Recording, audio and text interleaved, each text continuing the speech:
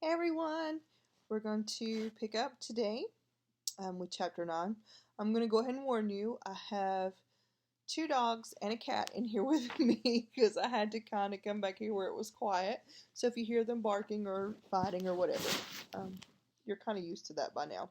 So yesterday we had the Death Day party and we finished the chapter with the writing on the wall with the chamber has been opened, and oh gosh, I forgot there's another cat. So there's two cats, two dogs. And Mrs. Norris was suspended from a torch. So chapter 9 is called The Writing on the Wall. What's going on here? What's going on? Attracted, no doubt, by Malfoy's shout, Argus Filch came shouldering his way through the crowd. Then he saw Mrs. Norris and fell back, clutching his face in horror. My cat! My cat! What's happened to Mrs. Norris? He shrieked, and his popping eyes fell on Harry. You, he screeched, you've murdered my cat. You've killed her. I'll kill you. Argus! Dumbledore had arrived on the scene, followed by a number of other teachers. In seconds he had swept past Harry, Ron, and Hermione, and detached Mrs. Norris from the torch bracket. Come with me, Argus, he said to Filch. You too, Mr. Potter, Mr. Weasley, and Miss Granger. Lockhart stepped forward eagerly. My office is nearest, Headmaster, just upstairs. Please feel free. Thank you, Gilderoy, said Dumbledore. The silent crowd parted to let them pass. Lockhart, looking excited and important, hurried after Dumbledore. So did Professor McGonagall and Snape. As they entered Lockhart's darkened office, there was a flurry of movement across the wall. Harry saw several of the Lockharts in the picture dodging out of sight, their hair in rollers. The real Lockhart lit the candles on his desk and stood back. Dumbledore laid Mrs. Norris on the polished surface and began to examine her. Harry, Ron, and Hermione exchanged tense looks and sank into the chairs outside the pool of candlelight, watching. The tip of Dumbledore's long, crooked nose was barely an inch from Mrs. Norris's fur. He was looking at her closely, through his half-moon spectacles, his long fingers gently prodding and poking. Professor McGonagall was bent almost as close. Her eyes narrowed. Snape loomed behind them, half in shadows, wearing a most peculiar expression. It was as though he was trying hard not to smile. And Lockhart was hovering around all of them, making suggestions. It was definitely a curse that killed her. Probably the more Griffin torture. I've seen it used many times. So unlucky I wasn't there. I know the counter curse that would have saved her. Lockhart's comments were punctuated by Filch's dry, racking sobs. He was slumped in a chair by the desk, unable to look at Mrs. Norris, his face in his hands. Much as he detested Filch, Harry couldn't help feeling a bit sorry for him, though not nearly as sorry as he felt for himself. If Dumbledore believed Filch, he would be expelled for sure.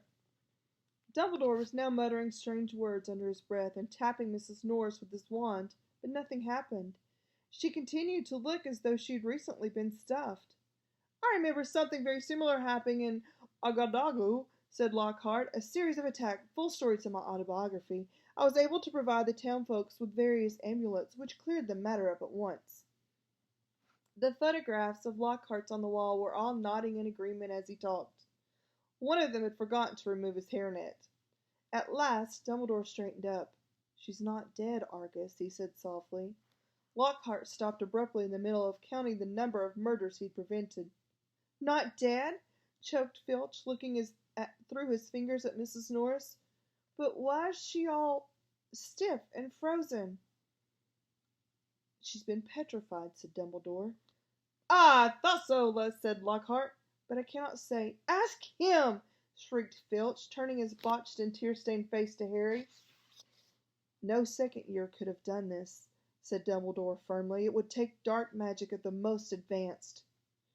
He did it! He did it! Filch spat, his pouchy face purpling. You saw what he wrote on the wall? He found in my office. He knows I'm a... Filch's face worked horribly. He knows I'm a squib, he finished. I never touched Mrs. Norris, Harry said loudly, uncomfortably aware of everyone looking at him, including all the Lockharts on the wall, and I don't even know what a squib is. Rubbish, snarled Filch. He saw my quick spell letter. "If I might speak, headmaster," said Snape from the shadows, sensing Harry's sense of foreboding increased. He was sure nothing Snape had to say was going to do him any good. "Potter and his friends may have simply been in the wrong place at the wrong time," he said with a slight sneer, curling his mouth as though he doubted it. "But we all do have a set of suspicious circumstances here. Why was he in the upstairs corridor at all? Why wasn't he at the Halloween feast?" Harry, Ron, and Hermione all launched into explanation about the Death Day party. "There were hundreds of ghosts. They'll tell you we were there." "Why not join the feast afterwards?" said Snape, his black eyes glittering in the candlelight. "Why go up to that corridor?" Ron and Hermione looked at Harry. "Because, Harry said, his heart thumping very fast. Something would told him it would sound very far-fetched if he told him he'd been led there by a bodiless voice no one but him could hear. Because we were tired and wanted to go to bed," he said. "Without any supper?" said Snape, a triumphant smile flickering across his gaunt face. "I didn't think ghosts provided food fit for living people at their parties." "We weren't hungry," said Ron loudly as his stomach gave a huge rumble. Snape's nasty smile widened. "I suggest, headmaster, that Potter is not being entirely truthful," he said. "It might be a good idea if he were deprived of certain privileges until he is ready to tell us the whole story. I personally think he should be taken off the Gryffindor Quidditch team until he's ready to be honest." "Really, Severus?" said Professor McGonagall sharply. "I see no reason to stop the boy from playing Quidditch. This cat wasn't hit over the head with a broomstick. There's no evidence at all that Potter has done anything wrong." Dumbledore was giving Harry a searching look. His twinkling light blue gaze made Harry feel as though he were being x-rayed.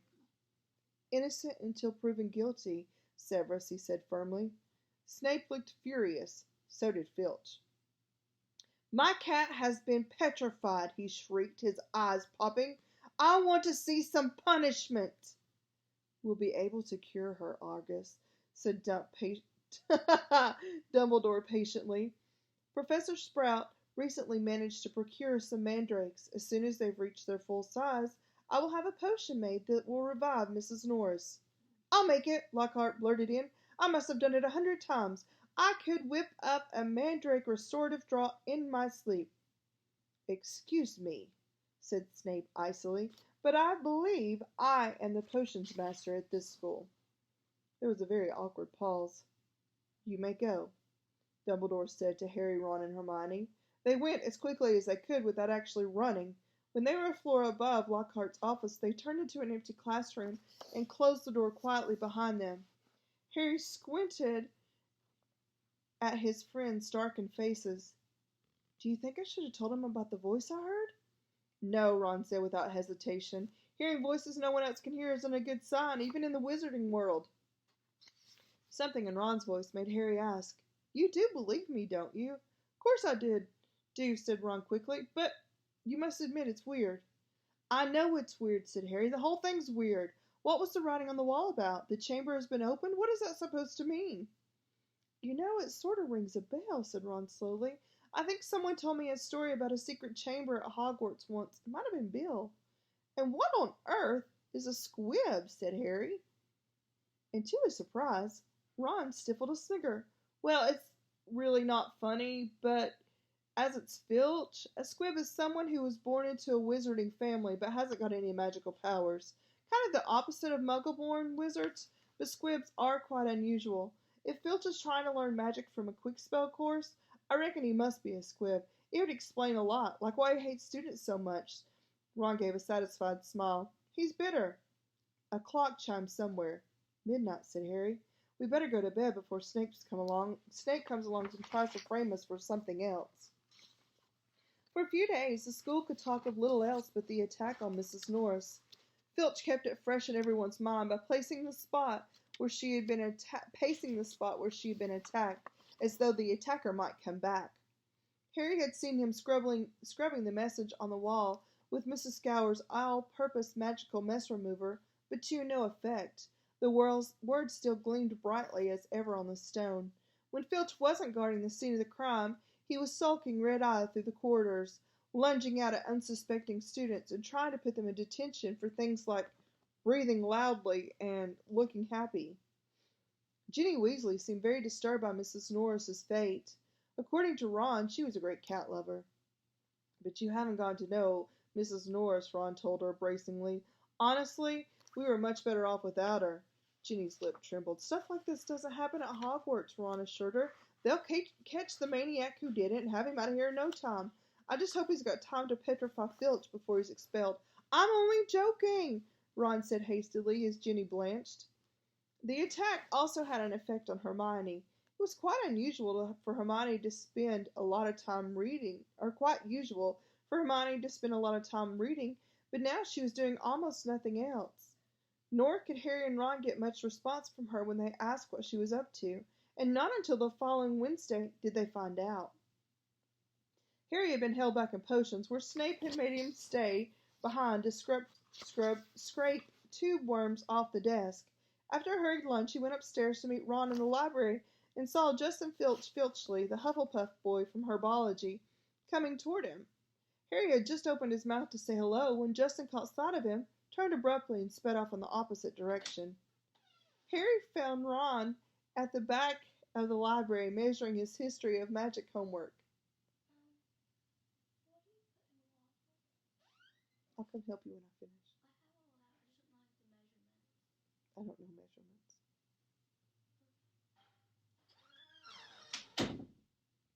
Harry found Ron at the back of the library measuring his history of magic homework.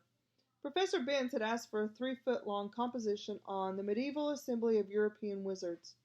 I don't believe it. I'm still 8 inches short, said Ron furiously, letting go of his parchment, which sprang back into a roll. And Hermione's done 4 feet, 7 inches, and her writing's tiny. Where is she? Said Harry, grabbing the tape measure and unrolling his own homework. Somewhere over there, said Ron, pointing along the shelves, looking for another book. I think she's trying to read the whole library before Christmas. Harry told Ron about Justin Fletchley running away from him. Don't know why you care. I thought he was a bit of an idiot, said Ron, scribbling away, making his writing as large as possible. All that junk about Lockhart being so great. Hermione emerged from between the bookshelves. She looked irritable and at last seemed ready to talk to them. All of the copies of Hogwarts: A History have been taken out, she said, sitting next to Ron and Harry. And there's a 2-week waiting list. I wish I hadn't left my copy at home, but I couldn't fit it into my trunk with all of Lockhart's books. Why do you want it? Said Harry. The same reason everyone else wants it, said Hermione, to read up on the legend of the Chamber of Secrets. What's that? Said Harry quickly. That's just it. I can't remember, said Hermione, biting her lip, and I can't find the story anywhere else. Hermione, let me read your composition, said Ron, desperately checking his watch. No, I won't, said Hermione, suddenly severe. You've had 10 days to finish it. I only needed 2 inches more. 2 inches more. Come on. The bell rang, and Ron and Hermione led the way to History of Magic bickering. History of Magic was the dullest subject on their schedule. Professor Binns, who taught it, was the only ghost teacher, and the most exciting thing that ever happened in his class was his entering the room through the blackboard. Ancient and shriveled, many people said he hadn't noticed he was dead. He'd simply got up to teach one day and left his body behind him in an armchair in front of the staff room fire. His routine had not varied in the slightest since. Today was as boring as ever. Professor Binns opened his notes and began to read in a flat drone like an old vacuum cleaner, and nearly everyone in the class was in a deep stupor, occasionally coming to long enough to copy down a name or a date, and then falling asleep again. He'd been speaking for half an hour when something happened that never happened before. Hermione put up her hand. Professor Binns, glancing in the middle of a deadly dull lecture on the International Warlock Convention of 1289, looked amazed. Miss Granger, Professor, I was wondering if you could tell us anything about the Chamber of Secrets, said Hermione in a clear voice. Dean Thomas, who had been sitting with his mouth hanging open, gazing out the window, jerked out of his trance. Lavender Brown's head came up off her arms, and Neville Longbottom's elbow slipped off the desk. Professor Binns blinked. My subject is History of Magic, he said in his dry, wheezy voice. I deal with facts, Miss Granger, not myths and legends. He cleared his throat with a small noise like a chalk snapping and continued. In September of that year, a subcommittee of the Sardinian sorcerers He stuttered to a halt. Hermione's hand was waving in the air again. Miss Grant? Please, sir, don't legends always have a basis in facts? Professor Binns was looking at her in such amazement. Harry was sure no student had ever interrupted him before, alive or dead. Well, Professor Binns said slowly, yes, one could argue that, I suppose. He peered at Hermione as though he'd never seen a student properly before. However, the legend of which you speak is such a sensational, even ludicrous tale. But the whole class was now hanging on Professor Binns' every word. He looked dimly at them all. Every face turned to his. Harry could tell he was completely thrown by such an unusual show of interest. Oh, very well, he said. Let me see. The Chamber of Secrets. You all know, of course, that Hogwarts was founded over 1,000 years ago. The precise date is uncertain. By the 4 greatest witches and wizards of the age. The 4 schoolhouses are named after them. Godric Gryffindor, Helga Hufflepuff, Rowena Ravenclaw, and Salazar Slytherin. They built this castle together, far from the prying Muggle eyes, for it was an age when magic was feared by common people, and witches and wizards suffered much persecution. He paused, gazed blearily around the room, and continued. For a few years, the founders worked in harmony together, seeking out the youngsters who showed signs of magic and bringing them to the castle to be educated. But then disagreements sprang up between them. A rift began to grow between the Slytherin and the others. Slytherin wished to be more selective about the students admitted to Hogwarts. He believed that magical learning should be kept within the all-magic families. He disliked taking students of Muggle parentage, believing them to be untrustworthy. After a while, there was a serious argument on the subject between Slytherin and Gryffindor, and Slytherin left the school. Professor Binns paused again, pursing his lips, looking like a wrinkled old tortoise. Reliable historical sources tell us this much, he said, but these honest facts have been obscured by the fanciful legend of the Chamber of Secrets. The story goes that Slytherin had built a hidden chamber in the castle, of which the other founders knew nothing. Slytherin, according to the legend, sealed the Chamber of Secrets so that no one would be able to open it until his own true heir arrived at the school. Their heir alone would be able to unseal the Chamber of Secrets, unleash the horror within, and use it to purge the school of all who were unworthy to study magic. There was a silence as he finished telling the story, but it wasn't the usual sleepy silence that filled Professor Binns' class. There was an unease in the air as everyone continued to watch him, hoping for more. Professor Binns looked faintly annoyed. The whole thing is arrant nonsense, of course, he said. Naturally, the school has been searched for the evidence of such a chamber many times by the most learned wizards and witches. It does not exist. A tale told to frighten the gullible. Hermione's hand was back in the air. Sir, what do you mean by the horror within the chamber? That is believed to be some sort of monster which is the heir of Slytherin can control, said Professor Binns in his dry, reedy voice. The class exchanged nervous looks. I'll tell you, the thing does not exist, said Professor Binns, shuffling his notes. There is no chamber, no monster. But, sir, said Seamus Finnegan, if the chamber can only be opened by the Slytherin true heir, no one else would be able to find it, would they? Nonsense, O'Flaherty, said Professor Binns in an aggravated tone. If a long succession of Hogwarts headmasters and headmistresses haven't found anything. But, Professor, piped up Parvati Patil, you'd probably have to use dark magic to open it. Just because a wizard doesn't use dark magic doesn't mean he can't, Miss Pennyfeather, snapped Professor Binns. I repeat, if the likes of Dumbledore... But maybe you've got to be related to Slytherin, so Dumbledore couldn't, began Dean Thomas. But Professor Binns had had enough. That will do, he said sharply. It is a myth. It does not exist. There is not a shred of evidence that Slytherin ever built so much as a secret broom cupboard. I regret telling you such a foolish story. We will return, if you please, to history, to solid, believable, verifiable fact. And within 5 minutes, the class had sunk back into its usual torpor. I always knew Salazar Slytherin was a twisted old loony, Ron told Harry and Hermione, as they fought their way through the teeming corridors at the end of the lesson to drop off their bags before dinner. But I never knew he started all this pure-blood stuff. I would be in his house if you paid me. Honestly, if the Sorting Hat had tried to put me in Slytherin, I'd gotten on the train straight back home."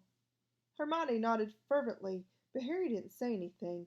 His stomach had just dropped unpleasantly. He had never told Ron and Hermione that Sorting Hat had seriously considered putting him in Slytherin.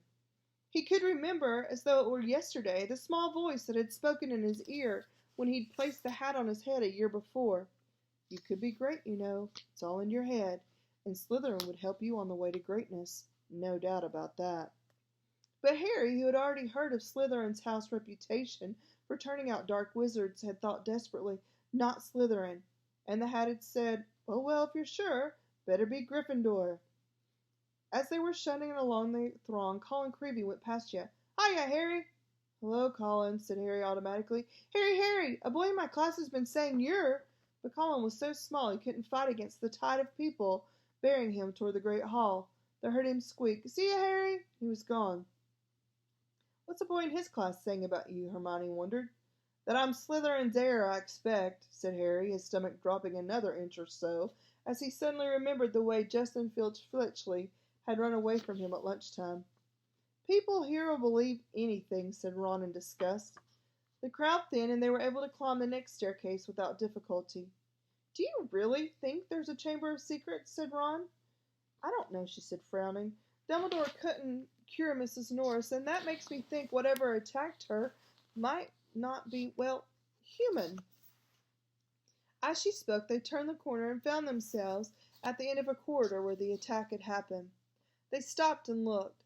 The scene was just as it had been that night, except there was no stiff cat hanging from the torch bracket, and an empty chair stood against the wall bearing the message, "The Chamber of Secrets has been opened." "That's where Filch has been keeping guard," Ron muttered. They looked at each other. The corridor was deserted. "Can't hurt to have a poke around," said Harry, dropping his bag and getting to his hands and knees so that he could crawl along and search for clues. "Scorch marks," he said, "here and here." "Come and look at this," said Hermione. "This is funny." They got up and crossed the window next to the message on the wall. Hermione was pointing at the topmost pane, where around 20 spiders were scuttling, apparently fighting to get through a small crack. A long silvery thread was dangling like a rope, as though they had all climbed it in their hurry to get outside. "Have you ever seen spiders act like that?" Hermione said wonderingly. "No," said Harry. "Have you, Ron?" "Ron?" He looked over his shoulder, and Ron was standing well back and seemed to be fighting through the impulse to run. "What's up?" said Harry. I don't like spiders," said Ron tensely. "I never knew that," said Hermione, looking at Ron in surprise. "You've used spiders in potions loads of times." "Well, I don't mind them dead," said Ron, who was carefully looking anywhere but the window. "I just don't like the way they move." Hermione giggled. "It's not funny," said Ron fiercely. "If you must know, when I was 3, Fred turned my teddy bear into a big filthy spider because I broke his toy broomstick. You wouldn't like them either if you started holding your bear and suddenly it had too many legs and—" He broke off shuddering, and Hermione was obviously still trying not to laugh. Feeling they'd better get off the subject, Harry said, "Remember all that water on the floor? Where did that come from? Someone's mopped it up." "It was here, about here," said Ron, recovering himself to walk a few paces past Filch's chair and pointed. "Level with this door." He reached for the brass doorknob, but suddenly withdrew his hand as though he'd been burned. "What's the matter?" said Harry. "Can't go in there," said Ron gruffly. "That's a girl's toilet." "Oh, Ron, there won't be anyone in there," said Hermione, standing up and coming over. "That's Moaning Myrtle's place. Come on, let's have a look." And, ignoring the large out-of-order sign, she opened the door. It was the gloomiest, most depressing bathroom Harry had ever set foot in. Under a large cracked and spotted mirror were a row of chipped sinks. The floor was damp and reflected the dull light given off by the stubs of a few candles burning low in their holders. The wooden doors of the stalls were flaking and scratching, and one of them was hanging off its hinges. Hermione put a finger to her lips and set off toward the end of the staff. When she reached it, she said, "Hello, Myrtle, how are you?" Harry and Ron went to look. Moaning Myrtle was floating above the tank of the toilet, picking a spot on her chin. "This is a girl's bathroom," she said. eyeing Ron and Harry suspiciously. "They're not girls." "No," Hermione agreed. "I just wanted to show them how, nice it is in here." She waved vaguely at the dirty old mirror and the damp floor. "Ask her if she saw anything," Harry mouthed at Hermione. "What are you whispering?" said Myrtle, staring at him. "Nothing," Harry said quickly. "We just wanted to ask—" "I wish people would stop talking behind my back," said Myrtle, in a voice choked with tears. "I do have feelings, you know, even if I am dead." "Myrtle, no one wants to upset you," said Hermione. "Harry only—" "No one wants to upset me. That's a good one," howled Myrtle. "My life was nothing but misery at this place, and now people come along ruining my death." "We wanted to ask you if you'd seen anything funny lately," said Hermione quickly, "because a cat was attacked right outside of your front door on Halloween." "Did you see anything here that night?" said Harry. "I wasn't paying attention," said Myrtle dramatically. "Peeves upset me so much that I came in here and tried to kill myself. And of course I remembered that I'm already dead," said Ron helpfully. Myrtle gave a tragic sob, rose up in the air, turned over and dived headfirst into the toilet, splashing water all over them and vanishing from sight, although from the direction of her muffled sob she'd come to rest somewhere near the U-bend. Harry and Ron stood with their mouths open, but Hermione shrugged wearily and said, "Honestly, that was almost cheerful for Myrtle. Come on, let's go." Harry had barely closed the door when Myrtle's gurgling sobs, when a loud voice made all three of them jump. "Run!" Percy Weasley had stopped dead at the head of the stairs, prefect badge a-gleam, an expression of complete shock on his face. "That's a girl's bathroom!" he gasped. "What are you—" "Just having a look around," said Ron. "Clues, you know." Percy swerved in a manner that reminded Harry forcefully of Mr. Weasley. "Get away from there," Percy said, striding toward them and starting to bustle them along, flapping his arms. "Don't you care what this looks like? Coming back in here while everyone's at dinner?" "Why shouldn't we be in here?" said Ron hotly, stopping short and glaring at Percy. "Listen, we never laid a finger on that cat." "That's what I told Ginny," Percy said fiercely, "but she still seems to think that you're going to be expelled. I've never seen her upset, crying her eyes out. You might think of her. All the first years are thoroughly overexcited about this business." "You don't care about Ginny?" said Ron, whose ears were now reddening. "You're worried I'm going to mess up your chances of being head boy." 5 points from Gryffindor," Percy said tersely, fingering his prefect badge. "And I hope this teaches you a lesson. No more detective work, or I'll write to Mum." And he strode off. The back of his neck was as red as Ron's ears. Harry, Ron, and Hermione chose seats as far from Percy as possible in the common room that night. Ron was still in very bad temper, and he kept blotting his charms homework. When he reached absently for his wand to remove the smudges, it ignited the parchment. Fuming, almost as much as his homework, Ron slammed the Standard Book of Spells Grade 2 shut. To Harry's surprise, Hermione followed suit. "Who can it be, though?" she said in a quiet voice, as though continuing a conversation they'd just been having. "Who'd want to frighten all the squibs and muggleborns out of Hogwarts?" "Let's think," said Ron in mock puzzlement. "Who do we know that thinks muggleborns are scum?" He looked at Hermione, and Hermione looked back unconvinced. "If you're talking about Malfoy—" "Of course I am! You heard him. You'll be next, mudbloods. Come on, you've only got to look at his foul rat face to know it's him." "Malfoy, the heir of Slytherin?" said Hermione skeptically. "Look at his family," said Harry, closing his books too. "The whole lot of them have been in Slytherin. He's always boasting about it. They could easily be Slytherin descendants. His father's definitely evil enough. And they could have had the key to the Chamber of Secrets for centuries," he said, handing it down, father to son. "Well," said Hermione cautiously, "I suppose it's possible." "But how do we prove it?" said Harry darkly. "There might be a way," said Hermione slowly, dropping her voice still further, with a quick glance across the room at Percy. "Of course it would be difficult. And dangerous. Very dangerous. We'd be breaking about 50 school rules, I'd expect. If in a month or so you'll feel like explaining, would you let us know, won't you?" said Ron irritably. "All right," said Hermione coldly. What we need is to get into the Slytherin common room and ask Malfoy a few questions without him realizing it's us. But that's impossible, said Harry as Ron laughed. No, it's not. All we'd need would be some Polyjuice potion. What's that? Said Ron and Hermione together. Snape mentioned it in class a few weeks ago. Do you think we've got nothing better to do in potions than listen to Snape? Muttered Ron. It transforms you into someone else. Think about it. We could change into 3 of the Slytherins. No one would know it was us. Malfoy would probably tell us anything. He's probably boasting about it in the Slytherin common room right now. If only we could hear him. The Polyjuice potion sounds a bit dodgy to me, said Ron. What if we were stuck looking like 3 Slytherins forever? It wears off after a while, said Hermione, waving her hand impatiently. But getting a hold of a recipe will be very difficult.